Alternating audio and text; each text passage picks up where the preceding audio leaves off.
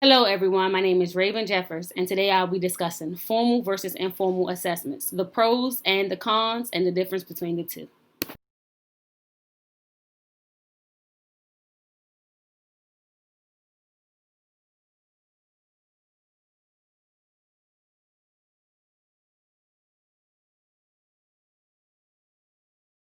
Formal assessments. Let's think about it.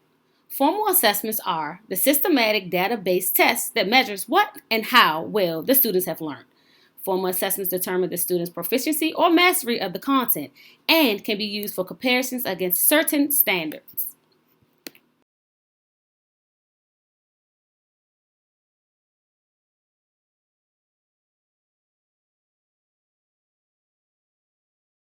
Formal assessments are standardized measures.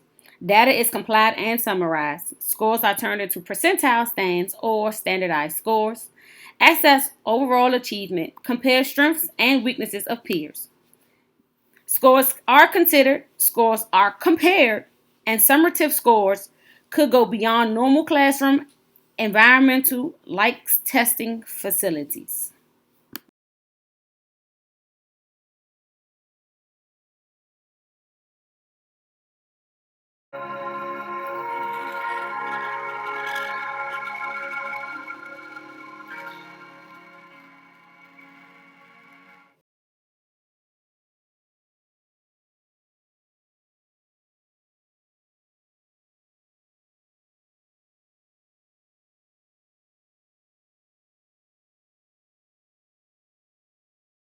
Informal assessments are teacher made assessments used to determine students' progress.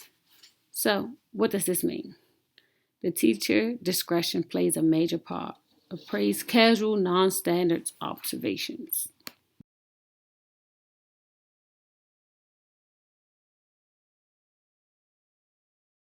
Informal assessments are content and performance driven. They can be a running record.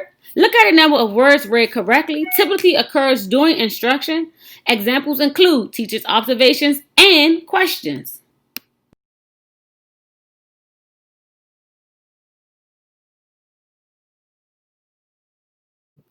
There are several types of informal assessments, but here is just a few. Curriculum-based assessments, known as CBA, and they determine how a student is performing in or mastering the actual curriculum. Curriculum-based measurements, considered CBM, they measure the progress of a specific skill against an aim aligned. Norm reference tests compares a student's performance of a task to a student of the same age or grade level. Dynamic assessments, they determine the potential of a student to learn a new skill. Performance assessments, students create a product that demonstrates their skills or competency. Portfolio assessments, the collection of students' product to demonstrate progress over a period of time.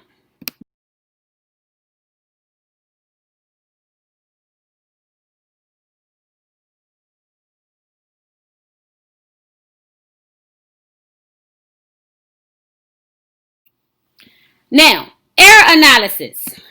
These here are the assessment usage or assessment use. So, error analysis provides insights into learning how a student completes a task, and they look for patterns or errors. High stakes testings used to monitor progress or schools and districts in the form of an adequate yearly progress. Alternative assessments, students with disabilities who are unable to participate in statewide assessments are tested using an alternative assessment.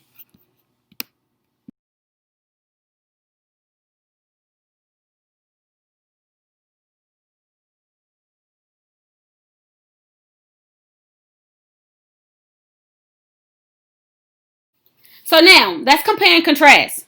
Informal assessments, they're usually flexible, dynamic, individualized, continuous, process-based, and progress measuring.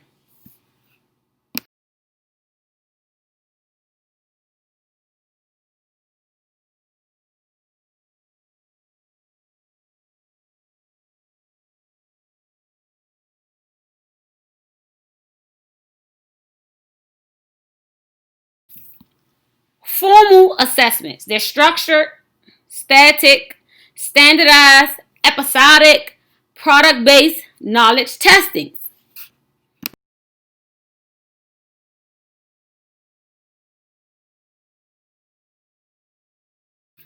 So whenever I think of informal assessments, I always think of these occurring naturally in the classroom and students not producing anxiety. So I compare individuals with themselves or in small groups within a class. I look at students' work samples and their interactions within the classroom setting.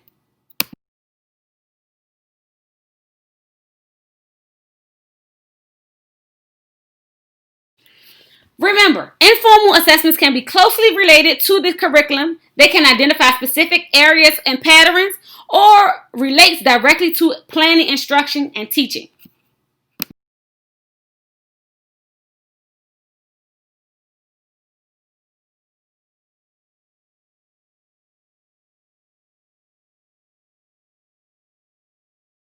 So let's look at the differences here again.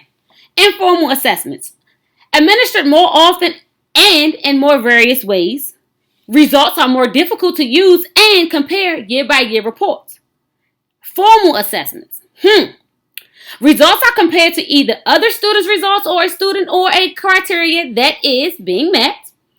Provide a wider view with more concrete results to compare students' classes, grade levels, and school years. Now let's think of the two forms, norms reference and criteria reference test. So those are the differences between informal assessments and formal assessments.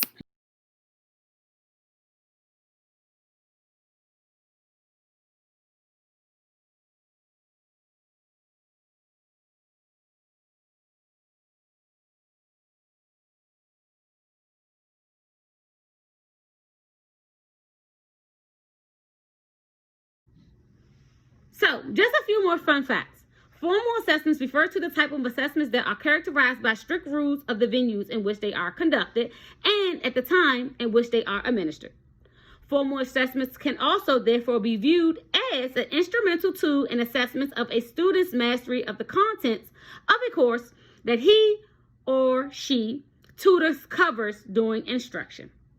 The advantages of using formal assessments.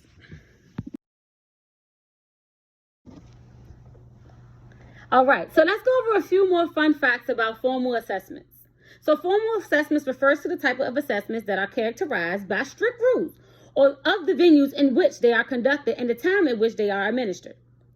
Formal assessments can therefore be viewed as an instrument tool in the assessment of a student mastery of the content of a course that he or she's tutor covers during the instruction.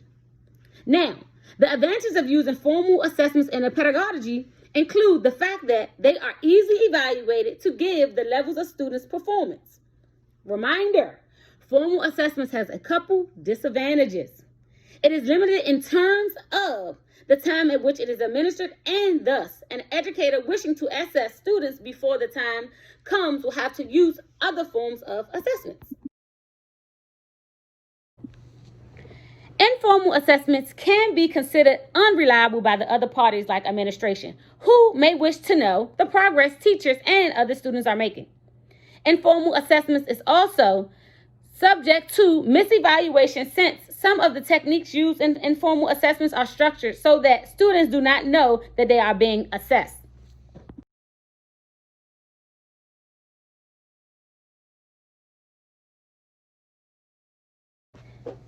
Informal assessments are subject to be biased a little more than formal assessments since they are casually conducted and some of them lack evidence.